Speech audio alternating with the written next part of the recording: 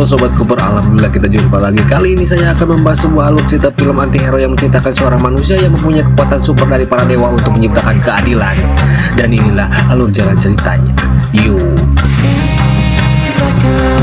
Babylon.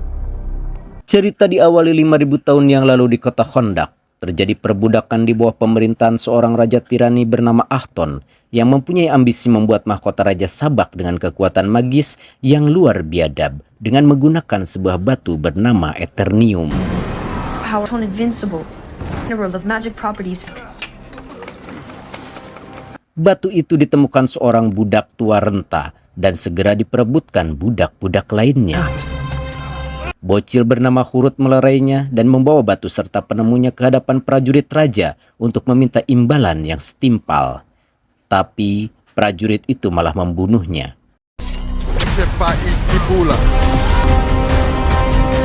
Hurut merasa kesal, namun ayahnya segera menjauhkannya dari prajurit itu dan menasehatinya agar berhenti bermimpi menjadi pahlawan untuk kebebasan perbudakan di kotanya. Dengan tekad yang kuat dan mimpi yang tinggi, Hurut mengambil batu itu dan menunjukkan ke langit berharap akan datang seorang pahlawan pembasmi kejahatan untuk mengakhiri kezoliman. Namun apa daya, raja yang marah menangkapnya dan segera mengeksekusinya. Tapi tiba-tiba Hurut menghilang entah kemana. Ibu dan ayahnya yang tak tahu keberadaan Hurut akhirnya dieksekusi oleh para prajurit Raja Ahton. Beberapa saat kemudian, Ted Adam, kakak dari Hurut, pulang dari perantauan, mendapatkan ibunya wafat dan ayahnya sekarat. Ayahnya berpesan untuk mencari adik dan melindungi Hurut adiknya yang ternyata Hurut diselamatkan orang-orang pintar dan diberi kesaktian karena keberaniannya.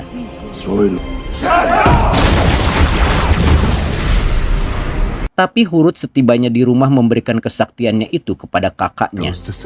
Sehingga ketika terkena panah dan kesaktiannya telah berpindah, Hurut langsung menghembuskan nafas terakhir.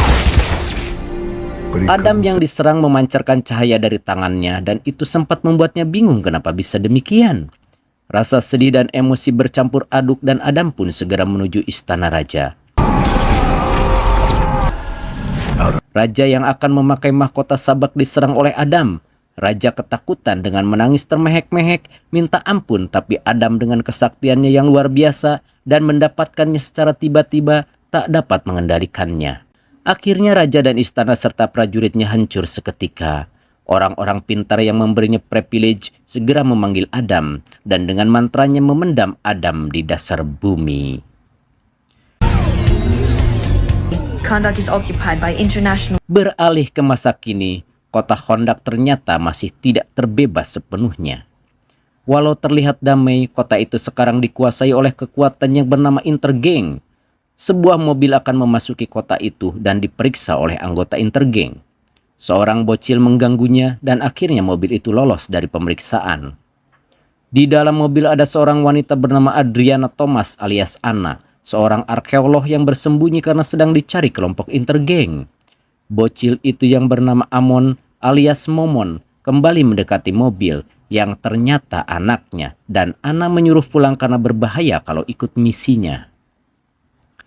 Bersama saudaranya Karim, Samir dan temannya Mail Ismail bermaksud menemukan reruntuhan kerajaan Kondak. Sampailah mereka di sebuah perbukitan. Anna, Samir dan Mail masuk ke sebuah reruntuhan sementara Karim tetap di dalam kendaraan. Di dalam reruntuhan yang gelap gulita, Anna menemukan tulisan-tulisan dan mahkota Raja Sabak menggantung di atas. Anna mengambilnya.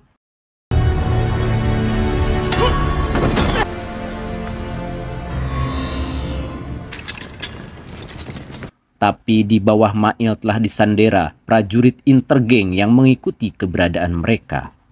Anna pun terpaksa menyerahkan diri beserta mahkota raja. Ketika terduduk, Anna tanpa sengaja membaca tulisan mantra dan tiba-tiba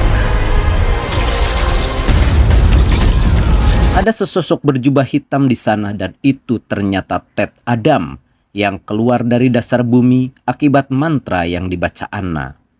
Prajurit Intergang menyerangnya.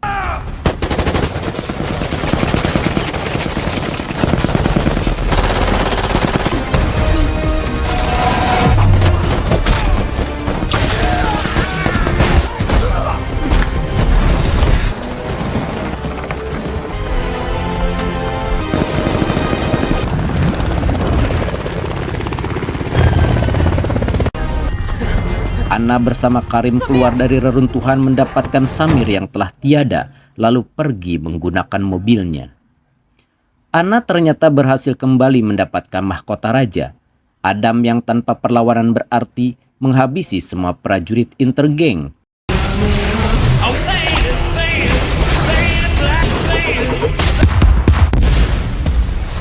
Hingga sampai di hadapan mobil Karim dan Ana. Ketika mendekati Ana, terlihat satu prajurit Intergang yang tersisa menembakkan basoka berisi peluru Eternium, membuat Adam terluka dan kemudian pingsan tak berdaya. Touch him, he's made of lightning. Entah bagaimana caranya Adam sudah berada di rumah Ana dan ditemani Momon. Adam yang bingung apa yang sebenarnya terjadi mengobati lukanya sendiri. Melihat di cermin betapa tampan dan gagahnya aku. Mendekati jendela dan melihat kota yang aneh. Berbeda saat dia hidup 5000 tahun silam. Menuju ruangan lain dengan menjebol tembok tanpa melalui pintu. Dan mematikan televisi dengan kesaktiannya. Aduh, pakai remote atuh Kang Adam. I can fake a lizard. Adam lalu pergi dari rumah Ana menuju sebuah patung mirip dirinya. Momon mengikutinya, di tengah jalan mengambil gadget anggota Intergang lalu menelepon Justice Society of America alias JSA untuk mengirimkan superhero-nya mengatasi kekacauan di kotanya. Anggota Intergang mengejar Momon dan mau menangkapnya, tapi Ana menghalanginya. Anggota Intergang yang mengetahui Ana yang selama ini wanita yang dicarinya mau menangkapnya, tapi Adam datang dan bertarung dengan anggota Intergang itu.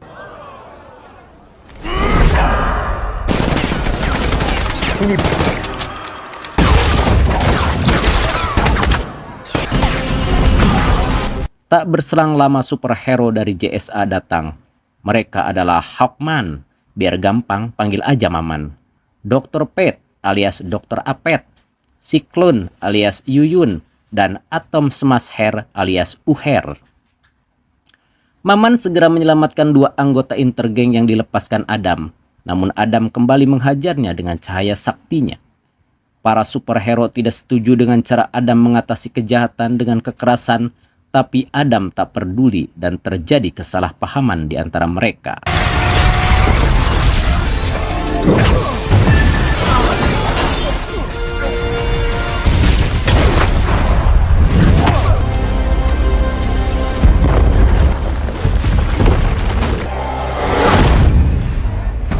Momon kembali ke rumah untuk mengambil mahkota di sana.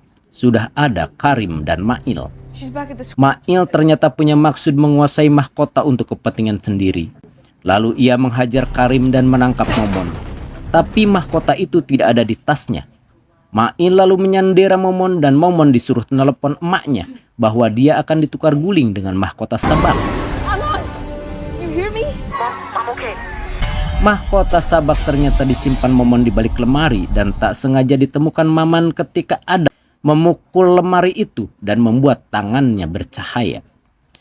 Lalu secara aklamasi mereka setuju dengan Mail untuk melakukan tukar guling itu. We don't have it. Believe me. No crown? I have it. There. Saat terjadi transaksi dan mahkota sudah di tangan, Mail mengkhianatinya, lalu menembak Momon karena dalam mahkota itu ada tulisan, kematian seseorang adalah awal kehidupan. Adam dengan susah payah menangkap peluru yang mengarah ke Momon, tapi mahkota itu sudah dipakai Mail dan terjadilah ledakan.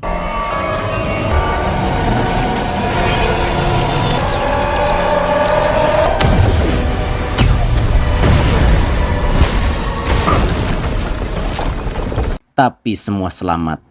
Adam yang menyesali kekacauan ini akhirnya menyerahkan diri ke JSA dan dikurung di penjara bawah air. You know, they say the gods created us. As long as he's...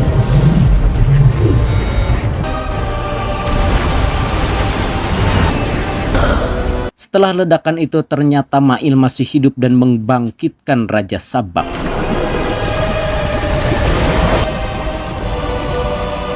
JSA yang sudah kembali dari penjara bawah air menghadapinya. 4 superhero begitu kewalahan menghadapi Raja Sabak. I know you can. Dr. Apet yang menyadari bahwa Raja Sabak hanya dapat dikalahkan oleh Adam, menggunakan mantra untuk mengeluarkan Adam dari penjara bawah air.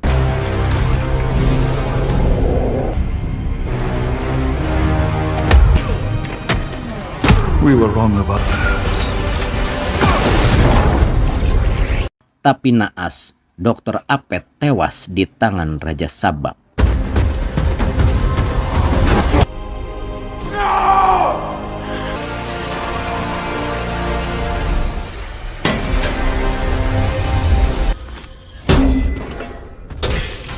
Raja Sabak pun duduk di singgasananya dan memanggil bebegik-bebegiknya untuk hidup kembali.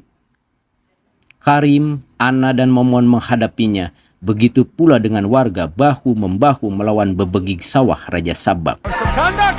Come and get it!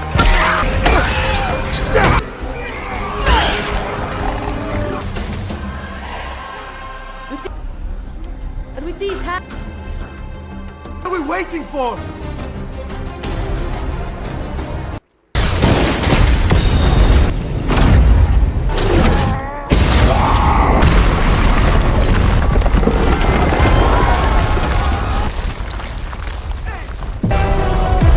These are our streets! Ketika Maman kewalahan, Adam datang membantunya melawan Raja Sabak. Maman dengan helm Dr. Apet mengeluarkan jurus 1000 bayangan. I learned this trick from an old.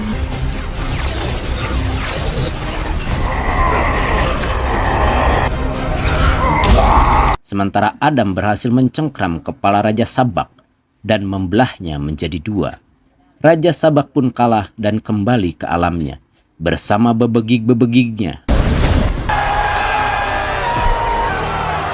Warga pun bersorak atas kemenangannya. Superhero yang tersisa meninggalkan kota Hondak dan menyerahkan semua kendali kepada Ted Adam.